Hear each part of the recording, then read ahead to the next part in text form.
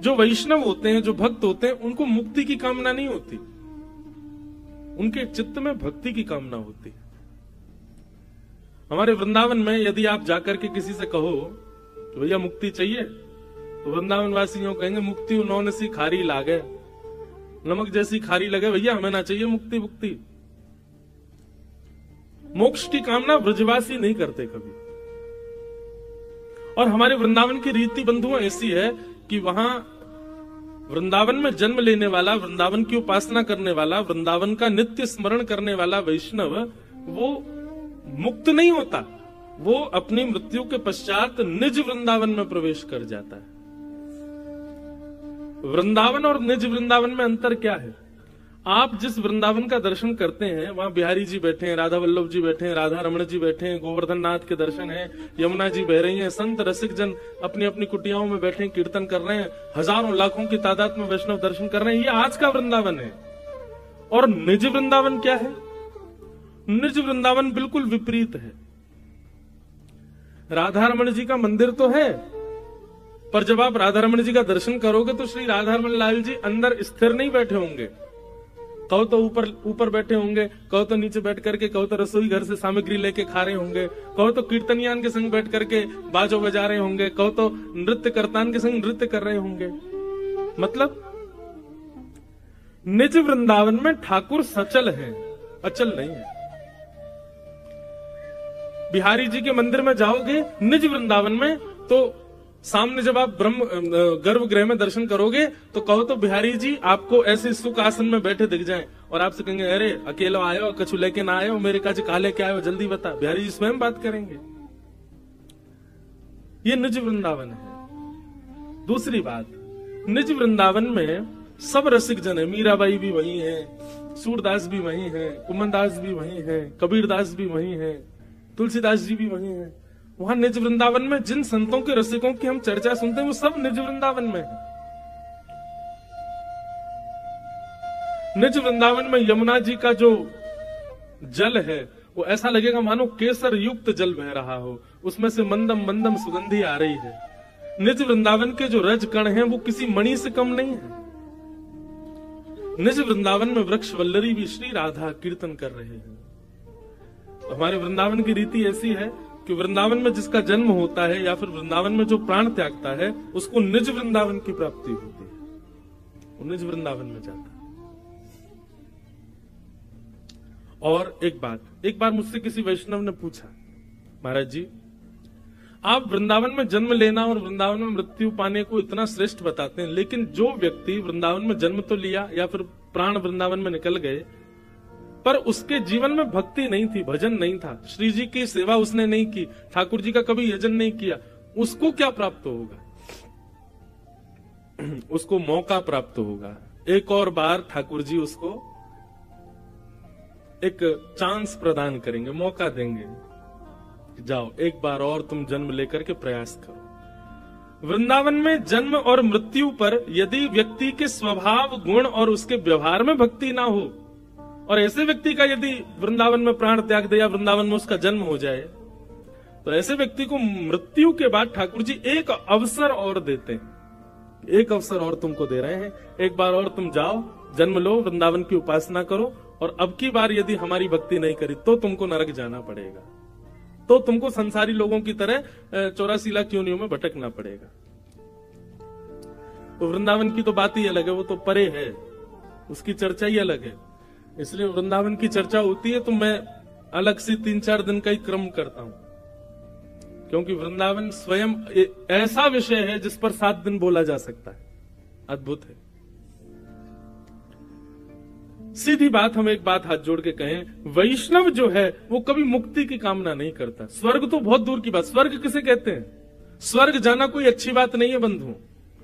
आप लोग यदि ये सोचते हैं कि मृत्यु के बाद स्वर्ग मिलना बहुत श्रेष्ठ है, नहीं। क्षीणे पुण्य मर्त लोकम विशंति। स्वर्ग एक प्रकार का 5 स्टार 7 स्टार या उससे ऊंचा बढ़िया कोई होटल कह लो तो वो स्वर्ग है। आप यहां पुण्य करते हैं, उस पुण्य के बदले मृत्यु के बाद आपको वो स्वर्ग प्राप्त होता है।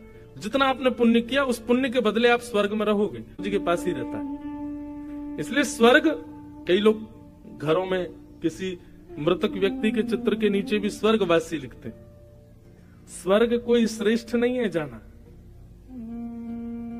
स्वर्ग जाने वाले का पुनर्जन्म होता है, पर वैकुंठ और मुक्ति प्राप्त करने वाले का पुनर्जन्म नहीं होता। और एक बात आपको बता दें, वैसे तो ये प्रश्न है कि हम मानवों के जीवन का उद्देश्य क्या है। कभी पूछा खुद से, हमारा उद्देश्य क्या, हम जी क्यों रहे हैं? खाने के लिए, सोने के लिए, हंसने के लिए, एक दूसरे की टांग खींचने के लिए, धन कमाने के लिए, प्रॉपर्टी बनाने के लिए, बच्चों के ब्याह करने के लिए, और फिर मर जाने के लिए, और फिर दोबारा किसी और जगह जन्म लेने के लिए? यही उद्देश्य है हमारा? नहीं। मानव का उद्देश्य क्या है? ऐसे तो भक्तों के तो अनेक उद्देश्य हैं, पर एक सामान्य मानव का उद्देश्य कहें तो ऐसे कर्म करे कि पुनर्जन्म न विद्यते, उसका पुनर्जन्म ना हो। नरक से भी ज्यादा कष्टदायी यदि कुछ होता है तो वो होता मातृगर्भ, और वो भी मानवों के गर्भ में आए हो तो बहुत अच्छी बात है, लेकिन किसी सूकर कुकर आदि किसी के गर्भ में गए, कितना दर्दनाक होता होगा, कैसे जीता होगा वो जीव। भागवत के कपिल देवोती संवाद में भगवान कपिल कहते हैं सबसे ज्यादा कष्ट पाता है जीव। जीव किसको कहते हैं? जब तक वो बालक नहीं बनता तो मातृगर्भ में जो अणु होता है उसको जीव कहते हैं। उससे ज्यादा कष्ट दुनिया में कोई नहीं पाता, भयंकर कष्ट में रहता 9 महीने तक। तो ऐसी क्रिया करना कि पुनर्जन्म न विद्यते, ये एक सामान्य मानव का कर्तव्य है, ये उद्देश्य है हमारे जन्म का।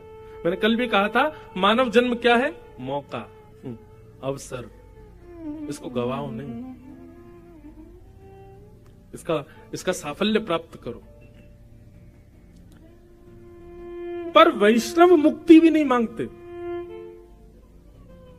उसके पीछे मैं कारण बताया करता हूं। मैंने इतनी कथाएं करी, आपने इतना भजन किया, इतनी आपने नाम जप किए, इतने आपने सत्कर्म किए, और इन सब के बाद आपको मुक्ति मिली। जैसे ही आप मुक्त होकर वैकुंठ पहुंचे तो वैकुंठ में आपको एक चेयर दी गई, भैया यहां बैठो, ये आपका स्थान है। आप उस स्थान पर बैठ गए तो आपने थोड़ी नजर घुमा के देखा, भाई और किस किस को मुक्ति मिली जरा देखूं तो। तभी आपकी दृष्टि पड़ी, थोड़ी दूर पर 10 मुख वाला रावण भी बैठा था, उसको भी मुक्ति मिल गई है। इधर आपने देखा तो यहां पर राक्षसी पूतना भी बैठी थी, इसको भी मुक्ति मिली है। शूर्पणखा भी व्यक्ति बैठी है, हिरण्यकश्यप भी बैठा है, शिशुपाल दंतवक्र भी बैठे। तब आपके मन में आया, अरे हमने तो इतना भजन किया, इतना दान पुण्य किया, इतनी कथाएं सुनी, इतना वृंदावन वास किया, इतना सत्कर्म किया, इतनी मेहनत परिश्रम करने के बाद हमको मुक्ति मिली, और ये दुष्ट राक्षस गण भी यहाँ बैठे हैं, क्यों? इनको मुक्ति क्यों मिली? क्योंकि भगवान के हाथों मरे। और मानस जी में गोस्वामी जी कहते हैं, भाव कुभाव अनख आलस हो, नाम जपत मंगल दिश दश हो। जरूरी नहीं है कि भाव से नाम जपने वाले को ही मुक्ति मिलती है, कुभाव से भी नाम जपे उसको भी मुक्ति मिल जाती है। रावण भले ही राक्षस था, लेकिन कुभाव से ही सही 24 घंटे चिंतन में राम राम राम राम चलता ही रहता था, इसलिए मुक्ति मिली। आप कहोगे यार हम इतने भजन किए, इतने सब कुछ किए, उसके बाद भी मिले कहां? बैठे कहां? पूतना के बगल में। इसलिए भक्त मुक्ति की कामना नहीं करते। बोले ठाकुर जी मुक्ति तो राक्षसों को भी दे देते हो आप, हमको तो भक्ति चाहिए। और भक्ति में ऐसी क्या प्रधानता है? बोले मुक्ति में तो समूह को ठाकुर जी दिखते हैं, पूरी भीड़ को ठाकुर जी का दर्शन होता है, पर भक्ति में तो किसी एक के लिए ठाकुर जी आते हैं। एक तो होता है कि पूरे गुना शहर को प्रधानमंत्री ने अपने ऑफिस में बुलाया और महाराज कम से कम 10,000 चेयर लगवा दी और एक साथ मंच पे आके सबसे मिल लिए। लेकिन एक बात होती है कि गुना के किसी एक व्यक्ति से मिलने के लिए अपने चार्टर प्लेन से वो आए, जेट प्लस सिक्योरिटी लगा दी, पूरा गुना शहर बंद, और एक व्यक्ति के घर जाके वो चाय पीने। दोनों में विशेषता क्या है? दोनों में श्रेष्ठ कौन है? एक व्यक्ति से मिला। तो मुक्ति और भक्ति में यही अंतर है। मुक्ति का मतलब है समूह के साथ भगवत दर्शन, और भक्ति का मतलब है आपके एक के लिए ठाकुर जी आपके पास आए, एकाकार दर्शन। इसलिए हमें मुक्ति की कामना नहीं। ठाकुर जी ये पूरे समूह के संग हमको नहीं मिलना आपसे, पूरा जीवन समूह के संग ही मिले। महाकाल गए महाराज, हजारों लोगों के संग हम भी जल चढ़ाया है। शंकर जी को तो कई बार पता भी नहीं चलती होगी कौन ने जल चढ़ाया, मुंह पे इतने लोग चढ़ा गए। बिहारी जी का समूह दर्शन करता है, लाखों लोग दर्शन करने जाते हैं। बिहारी जी को पता चलती भी होगी कि कोई गुना से भी आया था? नहीं पता चलती। अरे बिहारी जी बहुत दूर, हमसे ही मिल लो, हमसे इतने लोग मिलने आए, हमको क्या पता कौन कहां से कब कैसे आया। समूह का दर्शन वो मुक्ति है, लेकिन एकाकार दर्शन वो भक्ति है। इसलिए हम ठाकुर जी से कह रहे हैं, ठाकुर जी हमें मुक्ति नहीं चाहिए, हमें भक्ति चाहिए। आप हमारे जीवन में पधारो, ऐसी कृपा करो, अनुग्रह करो भगवान। मीराबाई ने मुक्ति की कामना नहीं, भक्ति की, अपने जन्म में ही ठाकुर जी से मिलनी। गोस्वामी तुलसीदास जी महाराज, उन्होंने भक्ति की, अपने जन्म में ही ठाकुर जी को प्राप्त कर लिया।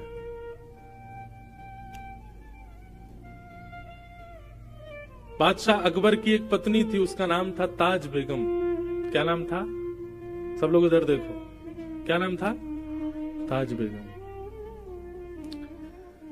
तो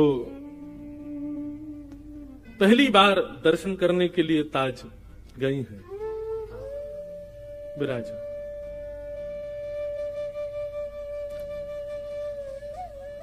बोलो वृंदावन बिहारी लाल। बहुत ध्यान से सुनना। ताज बेगम पहली बार अकबर के साथ गोवर्धन गई। अच्छा, अकबर के ऊपर एक चीज तो लगती है कभी कभी, अकबर के ऊपर कृपा तो थी ठाकुर जी की। वो वृंदावन भी जाता था, गोवर्धन भी जाता था तो वो अकबर ही, पर उसको संतों के दर्शन खूब हुए। स्वामी श्री हरदास जी ने बड़ी कृपा की, गोसाई विठलनाथ जी का बड़ा आश्रय प्राप्त हुआ अकबर को। था तो वो मुगल, लेकिन उसके शासन में, अब मेरे पढ़ने में ना आई हो तो बात अलग है, लेकिन जहां तक मैंने देखा कि उसने कभी मंदिरों को और किसी भी हिंदू वैदिक सनातनी को कभी ज्यादा कष्ट तो नहीं दिया। दर्शन आदि करने देता था सबको। आपके ओरछा के राजा मधुकर शाह जी भी मित्र थे अकबर के। तो अकबर ऐसे कभी कभी दिग्विजय के लिए घूमने जाता था। गोवर्धन गया, गोसाई जी से प्रार्थना की कि हमको श्रीनाथ जी का दर्शन करना है। गोसाई जी बोले, देखो हमारे मंदिर का निधान है, विधान है कि केवल वैदिक हिंदू ही भीतर प्रवेश कर सकते हैं भगवान। तो आपको दर्शन की यदि इच्छा है तो हमने एक ना मंदिर में खिड़की बनवा रखी है, वहां से हम दिखा देंगे ठाकुर जी आपको। अकबर बोला, वहीं से दिखा दो। तो अकबर ने वहां से ठाकुर जी को देखा, ठाकुर जी को दर्शन करके वो चला गया। जैसे ही ताज बेगम बैठी उस खिड़की में, और जैसे ही उस झरोके में से ठाकुर जी को देखा, अब तो स्थिति हो गई कि नेत्र बंद करे और वही छवि दिखाई दे ठाकुर जी की। यही पीछे जो छवि, ये गोवर्धन नाथ स्वरूप ठाकुर जी का, यही छवि दिखे। अब तो वो जहां जाए उसको वृक्षों की भी आकृति ऐसी दिखाई दे, उसको मयूरों की आकृति भी ऐसी दिखाई दे, वो रोटी भी देखे तो रोटी की आकृति भी ऐसी दिखाई दे। जहां देखे जित देखूं उतित श्याममयी, जहां देखे वहां श्याम सुंदर दिख रहे हैं। अब इसको आप क्या कहोगे बताओ? ताज बेगम का ना तो संग अच्छा, ना कुल अच्छा, ना परवरिश अच्छी, लेकिन फिर भी ठाकुर जी के प्रति प्रेम। इसको ये कहते हैं कि ताज बेगम नहीं गई है ठाकुर जी के पास, ताज बेगम का मन नहीं लगा है, ठाकुर जी का मन लग गया है ताज बेगम में। ये कहते हैं, इसको कहते हैं भगवत प्रीति। एक तो होता है हमको ठाकुर जी प्रिय लगते हैं, एक होता है ठाकुर जी को हम प्रिय लगे। ये कथा आदि इसलिए भैया, हम लोग ताज बेगम जैसे तो नहीं है। ताज बेगम का जरूर पूर्व जन्म का कोई सत्कर्म होगा कि ठाकुर जी को प्रिय लगी, पर ये कथा आदि हम इसीलिए सुनते हैं ठाकुर जी को हम प्रिय लगे, हमें देख के ठाकुर जी रीझ जाए। ताज बेगम को खूब ज्वर चढ़ने लगा, बुखार आने लगा। बादशाह ने खूब वैद्य बुलाए, हकीम बुलाए, लेकिन कोई ठीक नहीं कर पाया। एक दिन बादशाह से जाकर के ताज बेगम ने अपने मन की बात कही, बादशाह हमारा ज्वर ठीक नहीं होगा, क्योंकि ये कृष्ण विरह का ज्वर है। जब से हम आपके साथ गोवर्धन गए और जब से हमने त्रिभंग लली श्याम सुंदर को देखा, तब से सब जगह हमको वही दिखाई देते हैं। हमें लगता है हमारा जन्म आपकी सेवा के लिए या किसी और कार्य के लिए नहीं, हम उन्हीं के लिए पृथ्वी पर आए हैं। आप कृपा करके हमको वृंदावन भेज दो। अकबर ने पहले तो बहुत मना किया, लेकिन बाद में ताज बेगम की बात मान करके अकबर ने उनको वृंदावन जाने की आज्ञा दे दी। ताज बेगम वृंदावन आ गई और वृंदावन में रह करके ठाकुर जी का नित्य दर्शन करती थी। अच्छा, एक बड़ी सुंदर घटना है, ऐसी दो तीन लोगों के साथ हुई है। ताज बेगम को मंदिर में प्रवेश तो था नहीं, वो मंदिर में जाने तो देते नहीं थे, लोग बाग डरे रहते थे अगर मुगलानी है कहीं भीतर जाकर के कुछ गलत अनर्थ कर दे तो मंदिर अपवित्र हो जाएगा, तो उसको बाहर ही रोक दिया जाता था।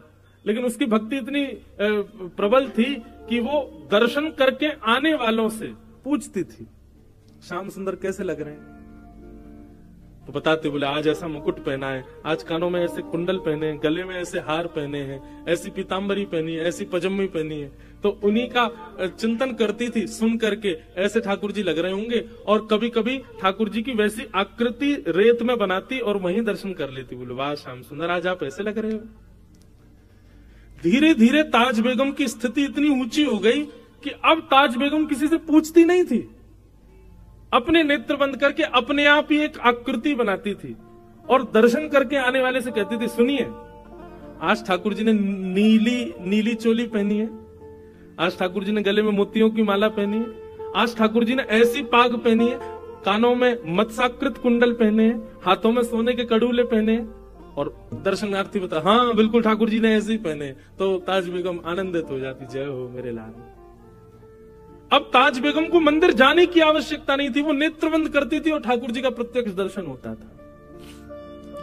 मैं कभी कभी एक मेरे ऊपर एक कृपा हुई ठाकुर जी की, वो सुनाया करता हूं, बहुत ध्यान से सुनिएगा बंधु। भक्ति की प्रधानता। कभी आप मंदिर जाया करें ना ठाकुर जी के, चाहे आप वृंदावन जाओ, चाहे आप महाकाल जाओ, चाहे आप टेकरी हनुमान जाओ, कहीं भी जाओ, ठाकुर जी आपको स्वीकार कर चुके हैं, इसका प्रमाण लेकर के जाओ। और वो कैसे कि बिना दर्शन किए पहले ही सोच लो, आज ठाकुर जी ऐसे दिख रहे होंगे, आज ठाकुर जी की जो वस्त्र पोशाक होगी वो इस रंग की होगी, आज ठाकुर जी गले में माला जो होगी ना वो मोतियों की होगी, आज ठाकुर जी के श्री अंग पर जो पुष्प होंगे वो मोंगरा के होंगे या गुलाब के होंगे या कन्नेर के होंगे, जो विचार करो, 2-3 चीजें विचार करके जाओ, उनको फिर जाकर के देखो ये आज ठाकुर जी ने ऐसा कुछ किया है कि नहीं। अगर एक वस्तु भी आपके मनोभाव से मिलती हुई ठाकुर जी ने धारण की हो तो समझ जाना ठाकुर जी आपसे प्रसन्न हैं। हमारे प्यारे गिरधर लाल जी का प्रथम जन्मोत्सव हुआ नाथद्वार में। तो नाथद्वारा में नियम क्या था कि कथा सुबह होती थी, शाम को उत्सव होता था। हम इतने व्यस्त हो जाते थे उत्सव में कि मैं नाथद्वारा श्रीनाथ जी दर्शन करने नहीं जा पाता था। पर एक बालक को हमने अपनी तरफ से नियुक्त किया था, भाई रोज तुम जाना और दर्शन करके हमको बताना आज ठाकुर जी लग कैसे रहे। वो ठीक है। तो सुबह सुबह उठ करके ठाकुर जी का स्नान आदि करा के उनका श्रृंगार करके आज जैसे पीली पीतांबरी पहना दी, सिर पर लाल पाग पहना दी, ठाकुर जी को नीली हटरी के अंदर विराजमान कर दिया। और इतने में 8:30-9 बज जाते, मैं तुरंत नाश्ता करके कथा में, वहां राजभोग आरती जब होती नाथद्वार में, उसके बाद कथा विश्राम होती थी 1 बजे, तो दर्शन में कर ही नहीं पाता था। तो पहले दिन व्यास मंच से उतर करके जैसे गया तो वो बालक खड़ा था, उसको मैंने बुलाया, मैंने हाँ भाई दर्शन कराए तुम ठाकुर जी के? मैंने कहा हाँ। कैसे लग रहे ठाकुर जी? वो ठाकुर जी ने आज पीली पीतांबरी पहनी है, सिर पर लाल पाग पहनी है, गले में मोतियों की माला पहनी है और ठाकुर जी नीली हटरी में बैठे। मैंने कहा हमारे लाल जी की नहीं, मैं कह रहा हूं श्रीनाथ जी ने क्या पहना। बोले हम श्रीनाथ जी का ही बता रहे हैं। मैंने कहा ये तो हमारे ठाकुर जी ने पहना है। बोले कि नहीं महाराज जी, श्रीनाथ जी ने भी ऐसे ही श्रृंगार किया है। मैंने कि भाई पहले दिन तुक्का लग सकता है, दूसरे दिन देखते हैं कुछ होता है कि नहीं। अब दूसरे दिन हमने ठाकुर जी को फिर कोई बढ़िया सुंदर नीली पोशाक पहनाई और आज कांच की हटरी में ठाकुर जी को विराजमान किया, सिर पर बढ़िया सोने का मुकुट धारण कराया, सुंदर श्रृंगार। अभी भी मुझको ऐसा कुछ नहीं था, मुझे बस लगा ठीक है कल मैच हो गया, आज थोड़ी होगा। कथा करने गए, कथा करने के बाद मंच से उतर के मन, हाँ भाई आज श्रीनाथ जी कैसे लग रहे हैं? बोले महाराज जी आज ठाकुर जी ने सोने का मुकुट पहना है, ठाकुर जी कांच की हटरी में बैठे हैं, ठाकुर जी ने आज लीली पोशाक धारण करी है। अब तो ये सुनकर के मेरे हाथ पांव कांपे, बस नाचने का मन करे। मैंने कहा सच बता भाई, तुम हमारे लाल जी को तो नहीं देख के आया? बोले नहीं नहीं, आपके लाल जी का मैंने दर्शन नहीं किया, मैं श्रीनाथ जी को देख के आया हूं। मैंने कहा चल 2 दिन तो मिल गए। मैंने कि कुछ ठाकुर जी संकेत तो नहीं कर रहे? बोले पता नहीं महाराज जी।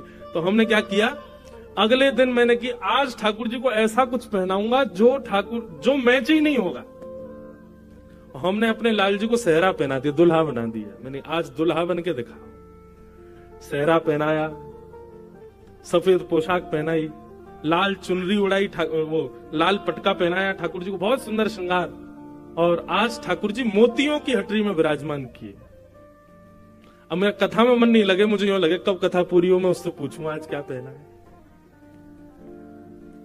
कथा विश्राम हुई, विश्राम होते कौन प्रणाम कर रहा है, कौन माला पहन, मुझे कुछ नहीं, मुझे वही दिख रहा था। मैंने जल्दी आए इधर, मैंने कि सही सी बता आज ठाकुर जी ने क्या पहना? बोले आज तो ठाकुर जी दुल्हा राजा बन के बैठे हैं। मैंने कहा जय हो, बोल श्रीनाथ प्यारे की।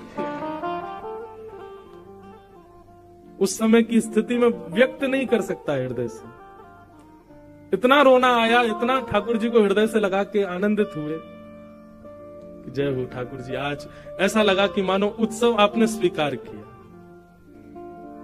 हम अपने ठाकुर जी का श्रृंगार करते और वो श्रृंगार अपने आप वहां श्रीनाथ जी का भी वैसा ही होता। यह है भक्ति। और ऐसे स्वीकारीकरण ठाकुर जी व्यक्त करते हैं। तो आप कभी कभी वृंदावन आते हैं, पहले ही सोच लिया करो बिहारी जी आज अगर आपने ऐसा कुछ पहन रखा होगा तो हम समझ जाएंगे आप हमसे प्रसन्न हो। और सही माने संघ में 2-3 लोगों को रखना संभालने के लिए, यदि आपने जैसा सोचा वैसे ठाकुर जी दिख गए तो हो सकता है अटैक भी पड़ जाए, आपको बच नहीं पाओगे। कई 2 लोग चाहिए होंगे, भाई हमको संभाल लेना तुम कैसे भी, क्योंकि लगेगा कि वाह ठाकुर जी आज तो श्रृंगार मानो मैंने ही किया है आपका। तो ताज बेगम के साथ ऐसा होने लगा कि पहले तो वो पूछती थी कि ठाकुर जी कैसे दिख रहे हैं और वैसी आकृति बनाती थी और उस आकृति का दर्शन करती थी। पर धीरे धीरे उसके मन में, अब वो जैसा मन में विचार करती थी और दर्शनार्थियों से पूछती थी कि ठाकुर जी आज ऐसे दिख रहे हैं क्या? सब कहते बोले हाँ ऐसे ही दिख रहे हैं। ताज बेगम खूब नाचती। ताज बेगम का एक पद है मुझे बहुत प्रिय लगता है, सुनो दिल जानी मेरे दिल की कहानी। मुगल थी ना इसलिए मुस्लिम शब्द है, उर्दू शब्द है उसके पद में। सुनो दिल जानी मेरे दिल की कहानी, तेरे हाथ हूँ बिकानी, तेरे हाथ हूँ बिकानी, बदनाम भी सहूंगी। सुनो दिल जानी मेरे देव पूजा ठानी में, नवाज हूँ भुलानी तजे, कमला कुरान तेरे गुणन गहूंगी मैं। सुन दे जानी दिल की कहानी, तेरे हाथ हूँ बिकानी, तेरे हाथ हूँ बिकानी, बदनाम भी सहूंगी। सुन दे जानी नंद के कुमार कुर्बान तेरी सूरत पे, नंद के कुमार कुर्बान तेरी सूरत पे, हो तो मुगलानी हिंदुआनी रहूंगी। सुन दे मेरे दिल की कहानी, तेरे हाथ हूँ बिकानी, तेरे हाथ हूँ बिकानी, बदनाम भी सहूंगी। सुन दे जानी सांवला सलोना, सिर ताज सिर कूले दे, सांवला सलोना सिर ताज सिर कूले दे, तेरे नेह दाग में निदाग हूँ कहूंगी। सुन दिल जानी दिल की कहानी, तेरे हाथों बिकानी बद नाम भी सहूंगी, सुन दे ये बादशाह अकबर की पत्नी ताज बेगम, उनका जो शरीर शांत हुआ ना, वो कथा भी बड़ी विलक्षण है। होली का दिन पूरे ब्रजमंडल में रंग धमार हो रही थी और ताज बेगम अपनी कुटिया में बैठे बैठे ठाकुर जी का दर्शन कर रही है। लेकिन आज के दर्शन में यह था कि सब दिख रहे हैं लेकिन उसको ठाकुर जी नहीं दिखाई दिए। बहुत ध्यान से सुनना। ताज बेगम एक पद लिखती है धमार का, आज भी नाथद द्वार में होली वाले दिन जब ठाकुर जी के कपाट खुलते हैं ना, तो ताज बेगम की धमार गाई जाती है ठाकुर जी के आगे, जो ताज बेगम ने लिखी, अपने अंतिम शब्द थे उसके। मुझे याद नहीं है पूरी धमार, पर बहुत बहुत अच्छी धमार है वो। बहुरी ढप बाज रहे, ऐसे उसका प्रारंभ है, बहुरी ढप बाज रहे। ढप बजते हैं ना हमारे वृंदावन में जब होली होती है, तो गाते गाते वो पूरे ब्रज का वर्णन करती है। नंद बाबा अबीर उड़ा रहे हैं, यशोदा मैया गुलाल उड़ा रही हैं, गोपियां एक दूसरे के गाल पे गुलाल लगा रही हैं। अरे कहां तक गए, गैया भी एक दूसरे से अपने अंग को रिगड़ करके होली खेल रही हैं। ग्वाल बाल सब यमुना जी में कूद रहे हैं। इस प्रकार पूरे ब्रज का दर्शन करते हुए अचानक लिखते लिखते वो रुक गई। 5-6 पंक्तियां लिख दी, लेकिन अभी तक ठाकुर जी नहीं दिखाई दिए उनको, सब दिख गए। सबके वर्णन करते करते करते करते करते तभी ताज बेगम के मनोभाव में दर्शन दिखता है कि असंख्य गोपियां सुंदर गुलाल अबीर उड़ा रही हैं। गुलाल के एक जैसे मानो कोहरा जैसे पड़ता है, ऐसे गुलाल का कोहरा पड़ रहा है और उसमें मधुर मोर पिच्छ दिखाई दे रहा है। थोड़ी सी ठाकुर जी की वंशी दिखाई दे रही है। नीलांबर ठाकुर जी लाल लाल गुलाल के बीच में से जैसे ही निकल करके आए, ताज बेगम को लगा मानो प्रत्यक्ष ठाकुर जी सामने आ गए। और वो दर्शन करते ही आधा अधूरा पद लिखा था, वहीं ताज बेगम के प्राण निकल गए। तो वर्णन करते हैं ताज बेगम अपना पद पूर्ण नहीं कर पाई और उनके प्राण निकल गए। तो जो अधूरी एक पंक्ति रह गई थी ना, उस दिन जिस दिन ताज बेगम के प्राण निकले, उस दिन आकाशवाणी हुई वृंदावन में और स्वयं श्री राधा रमन लाल जी ने अंतिम पंक्ति पूरी की। निर्तत आवत ताज के प्रभु, गावत गीत धमार। ये ठाकुर जी की पंक्ति। सब रस चर्चाएं बंधु, सबके समझने के वश की बात नहीं, पर अद्भुत है।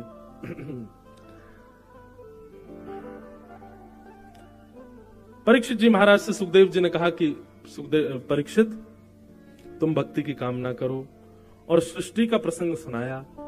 सृष्टि का प्रसंग सुनाते हुए कल हमने सुना कि महादेव ने सृष्टि की, कैसी सृष्टि की सबको पता है। तत्पश्चात ब्रह्मा जी ने अपने अंग के 2 हिस्से किए और बाम अंग से सतरूपा, दाहिने अंग से स्वयंभू मनु प्रकट हुए। स्वयंभू मनु सतरूपा के 3 पुत्री और 2 पुत्र हुए। आकुति, देवहूति, प्रसूति 3 बेटी और 2 पुत्र प्रियव्रत और उत्तानपाद। अब इन्हीं के प्रसंग में ही आगे का क्रम पूरा चलेगा। इसी बीच में भगवान बराह प्रकट हुए, उन्होंने पृथ्वी की रक्षा करके पुनश्च उसको विद्यमान किया, हिरण्याक्ष का वध किया। हिरण्यकश्यप ने उसी दिन से तपस्या प्रारंभ कर दी ठाकुर जी से युद्ध करने के लिए। तो पृथ्वी पर प्रथम मानव के रूप में स्वयंभू मनु पधारे और स्वयंभू मनु के 3 पुत्रियों में से एक पुत्री की कथा अब यहां से प्रारंभ होती है, जिनका नाम है देवहूति। और देवहूति के वहां भगवान कपिल के रूप में पधारे। बड़े ध्यान से कथा सुनिएगा। एक ऋषि हुए जिनका नाम था कर्दम ऋषि। कर्दम ऋषि ने 1000 वर्ष तक तपस्या की। ये ब्रह्मा जी की छाया से प्रकट हुए थे और 1000 वर्ष की तपस्या करने के बाद जब ठाकुर जी प्रसन्न हुए, भगवान ने कहा वरदान मांगो, वर मांगो, क्या चाहिए। तब कर्दम ऋषि ने भगवान से क्या मांगा, बहुत सुंदर बात, कि तथा सचाहम परिवोडु काम समानशीलां ग्रहमेधधेनुं उपेयवान् मूलमशेषमूलम् दुराशय कामदुरांग्रिपश्य। यहाँ जितने भी लोग अब विवाहित बैठे हैं और जो अब विवाह करने के बस समय पे आ गए हैं, मंद मंद मुस्कुरा रहे हैं, बहुत ध्यान से सुनो।